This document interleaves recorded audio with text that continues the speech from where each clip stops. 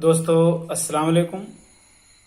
आज मैं फिर एक बार हाजिर हूँ अपनी मुहिम में जिसका नाम है ज़रूरत बदलाव की। बहुत दिनों के बाद हाजिर हुआ हूँ, तबीयत कुछ ख़राब थी हमारी। आज मैं फिर इस मौजू पर अपनी गज़ल के ज़रिए से आपको ये मैसेज पहुँचाना चाहूँगा कि किस तरह से मज़हब भी एक समानांतर सरकार के तौर पर देश में हर जगह पे चलती है। कैसे लोगों ने एक ही अल्लाह को अपने अपनी डेफिनेशन दे करके लोगों ने अपने अपने फॉलोअर्स को बढ़ाने की कोशिश करते हैं। जब अल्लाह एक ही है, दुनिया एक ही है, तो उसकी डेफिनेशन तो नहीं बदल सकती, लेकिन कैसे लोगों ने अपनी समानांतर सरकारें चलाने के लिए अपनी अपनी तरह से डिफाइन किया ताकि उनके फॉलोअर्स ज्यादा से ज्यादा हों और उनकी समाज में एक अच्छी पोजीशन बनी रहे। तो मैं शुरू करता हूँ। अपनी सारी कोशिश मैंने इस गजल में अपनी डाल दी। सारी कोशिश जो कुछ भी मैं कहना चाह रहा हूँ मैंने वो चीज इस गजल में डाल दी है कि बांट कर एक खुदा को कई खुदाओं में, बांट कर एक खुदा को कई खुदाओं में, हमें तराशेगा पिघला के अपने सांचों में। ये एक खुदा को, एक अल्लाह को, एक ईश्वर को, एक गॉड को ये मजहबी लोगों ने अपनी अपनी डेफिनेशन देकर के अपने अपने तरह के सांचों में हमें ढालना चाहते हैं, जबकि वो अल्लाह एक ही है, चाहे वो किसी नाम से ले लीजिए। मैं सारे वो जो मजहबी ठेकेदार हैं उनके लिए मैं ये बात, उनको क्या समझाना, वो नहीं सुधरने वाले हैं। हम आम आदमी, हम आम इंसान, हम आम जन सामान्य जो इंसान है, हमें ये समझना है कि हमें कई समानांतर गवर्नमेंट के साथ नहीं चलना है। एक समानांतर गवर्नमेंट तो जो चुनी जाती है वो होती है, एक समानांतर गवर्नमेंट गुंडों बदमाशों की होती है, एक समानांतर गवर्नमेंट वो जो बिजनेस करते हैं बड़े बड़े उनकी होती है, और एक समानांतर गवर्नमेंट जो है ये मजहबी जो गुंडे हैं, मजहबी सरोकार, मजहबी जो अपनी पायरेसी चलाना चाहते हैं, ये लोग भी हैं। मेरा ऐसा कहने में कतई वो लोग शामिल नहीं हैं।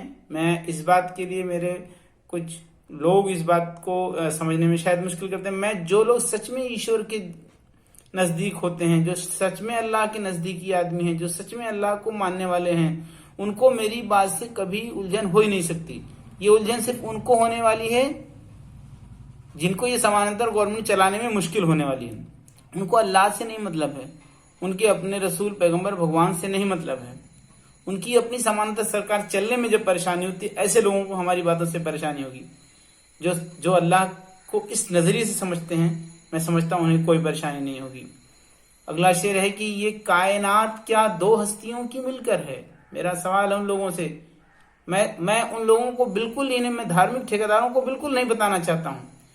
जो लोग धार्मिक ठेकेदार, उन्हें कोई मेरी बात और लगेगी। हम आम आदमी, आम जन सामान्य, जिन्हें बेवकूफ बना करके ये लोग अपनी तरह से मोड़ते हैं और अपनी समानांतर सरकार चलाते हैं, उनके लिए है कि ये कायनात क्या दो हस्तियों की मिलकर है, क्यों फंसा सच वो तकाफत के दरमियानों में। ये कायनात क्या दो हस्तियों की मिलकर है, क्यों फंसा सच वो तकाफत के दरमियानों में, और रस्मो तकरीब से पाना उसे मुमकिन ही नहीं।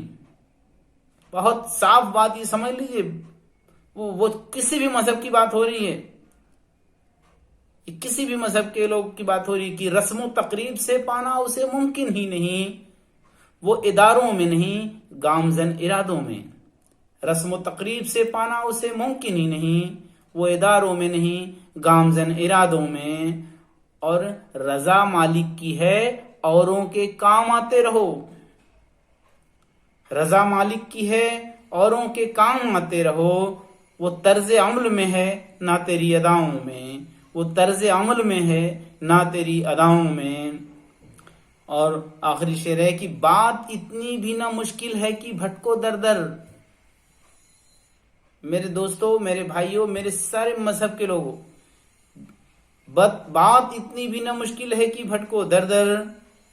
जमी पे हो तो फिर खोए हो क्यों खलाओं में, जमी पे हो तो फिर खोए हो क्यों खलाओं में। देखिए, मैं अपनी इस बात को यहाँ पे ये कह करके क्लोज कर रहा हूं कि दुनिया में मजहब जितने भी रहेंगे, डिफरेंट तरह के मजहब रहेंगे, क्योंकि ये पॉसिबल ही नहीं है कि दुनिया में 700 करोड़ लोग, 800 करोड़ लोग एक ही विचारधारा के हों, ऐसा संभव ही नहीं कि एक ही विचारधारा के होंगे। सब अलग अलग विचारधारा के संभव है। जब एक फैमिली में, एक परिवार में, एक घर में, एक महल्ले में डिफरेंट तरह के लोग रहते हैं, तो ये दुनिया में करीब 700 करोड़ 800 करोड़ लोग रह करके ऐसा कैसे संभव है?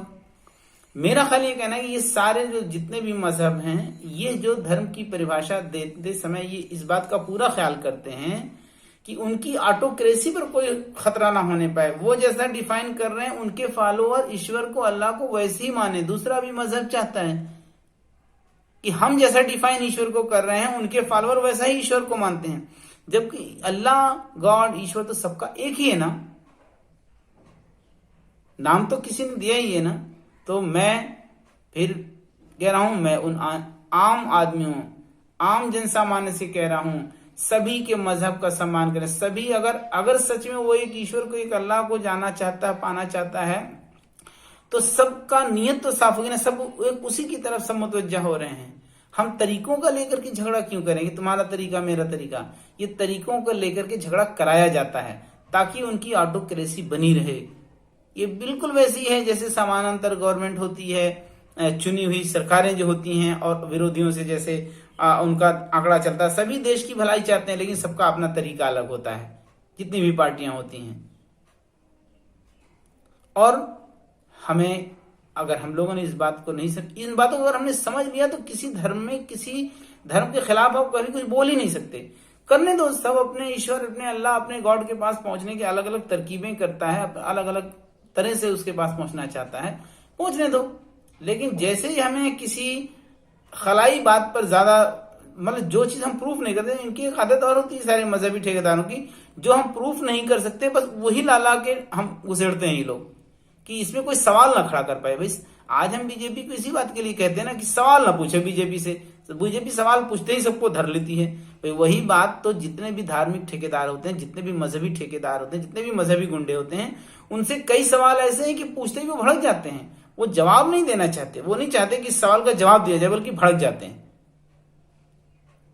हम मजहब के प्रमोशन से ज्यादा इंसानियत के प्रमोशन पे ध्यान दें। अगर इंसानियत का प्रमोशन होगा तभी अल्लाह खुश होगा, तभी ईश्वर खुश होगा, तभी गॉड खुश होगा। अपने अपने मजहब का प्रमोशन क्या होता है यार? हाँ, मजहब जरूर रहेगा, इस बात को मैं फिर कह रहा हूं, मजहब जरूर रहेगा। ऐसा कैसे हो सकता है कि मजहब ना हो? क्योंकि हम जिस कल्चर में रहते हैं, हम जहां आदमी रहता है, वहां उसको कुछ चीजों का असर उसके ऊपर रहता है। जैसे किस जियोग्राफिकल एरिया में रहता है, उसका कुछ असर उसके ऊपर होता है। किस फाइनेंशियल स्टेटस में वो जी रहा है, उसका कुछ उसके ऊपर असर रहता है। किस कल्चरल सिनेरियो में रह रहा है, उसका असर होता है। तो आदमी दुनिया में कहीं भी, अफ्रीका में, ऑस्ट्रेलिया में, इंग्लैंड में, जहां भी रहता है, उसका 3-4 चीजों का असर उसकी जिंदगी पे सीधे पड़ता है। और ये रहेगा। हम सबको एक जैसा क्यों करना? सबको हम मुसलमान बनाना क्यों चाहें? सबको हम हिंदू बनाना क्यों चाहें? सबको हम क्रिश्चियन बनाना क्यों चाहें? अरे जो जिसमें है, जिस परिवार में पैदा हुआ, उसको फॉलो करता रहे। हमें एक दूसरे की भावनाओं का सम्मान करते रहना। तुम अपनी करो, हम अपनी करें। हम दूसरे वाले का करें ना, बस उसकी भावनाओं का सम्मान करें। हम दूसरे के मजहब को माने ना, कोई जरूरी नहीं कि दूसरे के मजहब को माने और मनवाया जाए, लेकिन उसकी भावनाओं का सम्मान करें। हम अपना ही वाला करें। लेकिन हमें अगर कोई मरोड़ता है, हमें कोई फंसाता है, हमें कोई लपेटता है, हमें कोई जैसा हमने अपने गजल के माध्यम से कहा कि अल्लाह है क्या, वो है क्या चीज, इसको समझने की कोशिश करें, तो हमें कभी कोई फंसा नहीं पाएगा। मैं समझता हूँ, मैं भाइयों, दोस्तों तक ये बात मेरी पहुंची होगी।